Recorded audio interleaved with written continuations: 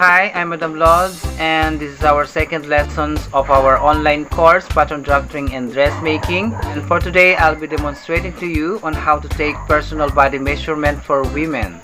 This is really important, and I'm requiring you all to master this, taking body measurement accurately and carefully if you want to obtain a well-fitting garment and a perfect pattern. You have to master this regularly, and if necessary, you have to master this in an actual situation.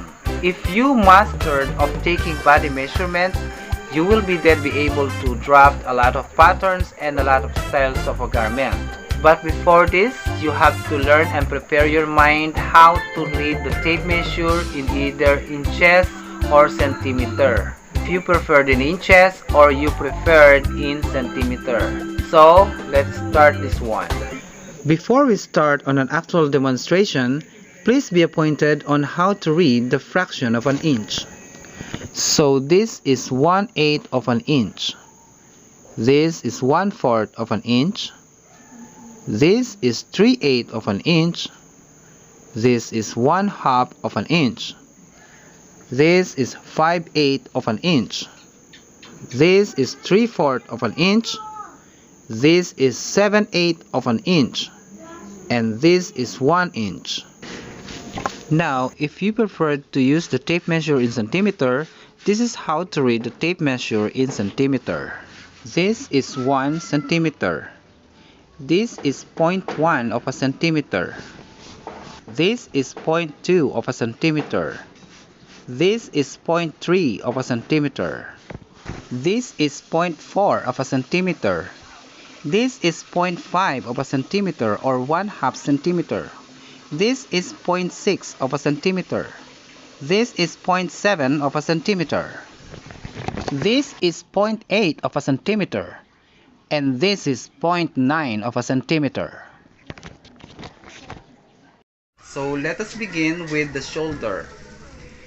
As you can see, there is a bone here, which is what we call the collarbone. So the shoulder measurement, lay the tip of the tape measure at the end of the collarbone a 1/2 inch away, and then run it across the cervical prominence bone of the neck until the next collarbone here another 1/2 inch away. From this point to this point is the shoulder measurement. The next is the back chest width or the back width. So we will begin measuring here. As you can see, there is an armpit line here. So the armpit line here, we will extend an imaginary line as the indication of our armhole, and from that imaginary line we will extend at least 1.5 inch, and then we will begin measuring the back width from here, from this point, run across the shoulder blade up to the another imaginary line there. To this point is our back chest width or the back width. So the front chest width. The front chest width, we will be using another imaginary line here from the armpit line. We will extend another 1.5 inches. Then from that point, we will begin measuring. Run the tape measure across the front chest until the next imaginary line. From this point to this point is our front chest width or the front width. Okay.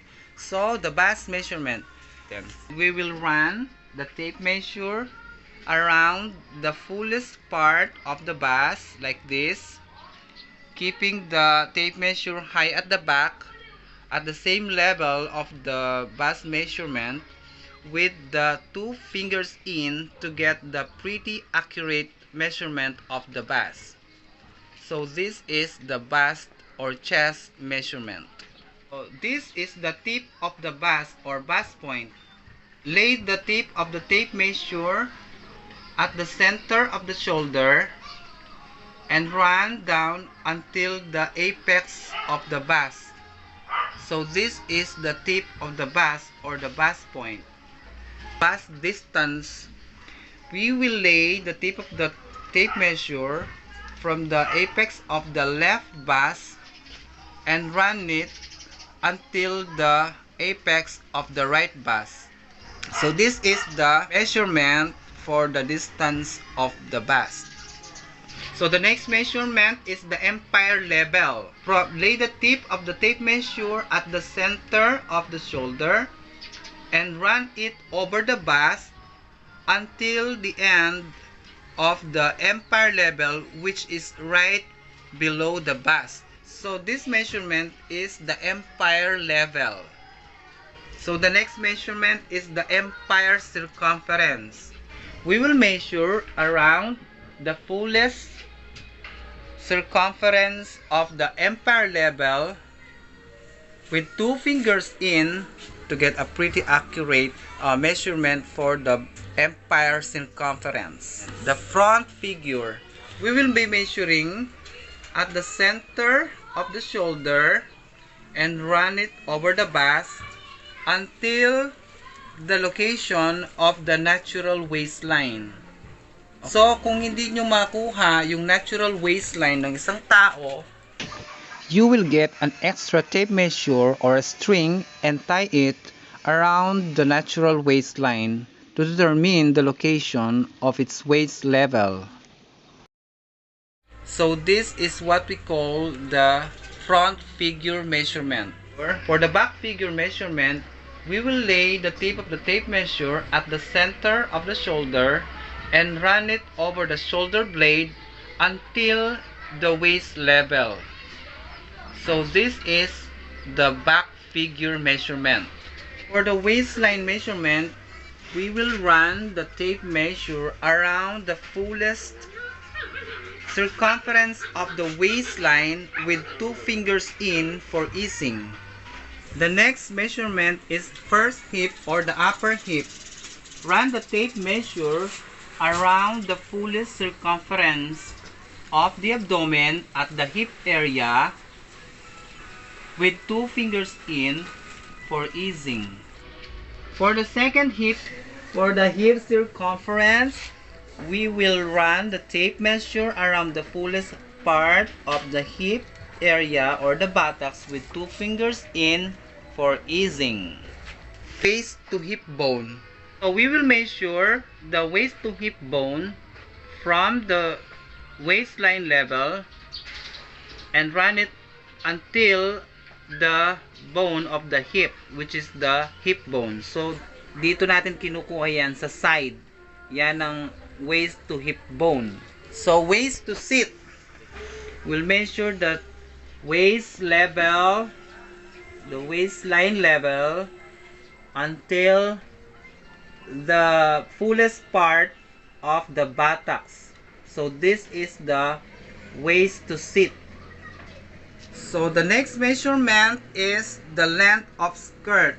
We will measure from the waistline here until the desired length of the skirt. So the next measurement is the armhole. We will measure around the fullest circumference of the armhole with 2 fingers in for easing. So this is the armhole measurement. And then short sleeve length. We will lay down the tip of the tape measure at the end of the collarbone, and then we will run up, downward up to the desired length of the sleeve. So this is the sleeve length or the short sleeve length. The next measurement is the fullest arm circumference or the bicep. We will measure around the fullest arm circumference or the upper arm circumference like this with 2 fingers in or the desired length of the hemline. So the elbow length, we will lay the tip of the tape measure and run it until the end of the elbow. So this is the elbow length measurement. So the next measurement is the 3/4 length. We will lay down the tape of the tape measure at the tip of the shoulder and we will run over the elbow with the arms slightly bent until the 3/4 length or right after the fullest circumference of the lower arm. Here. So the next measurement is the 3/4 circumference. We will measure around the fullest circumference of the lower arm at the 3/4 level with 2 fingers in for easing. So the next measurement is the long sleeve length. Lay the tip of the tape measure at the tip of the shoulder and run it over the elbow with the arm slightly bent and until the end of the wrist bone or right after the wrist bone. So this is the long sleeve length. Wrist circumference. So the wrist circumference is measuring around the fullest circumference of the wrist with 2 fingers in for easing. So the next measurement is the neck circumference. We will measure around the fullest circumference of the neck at the base of the neck here, like this,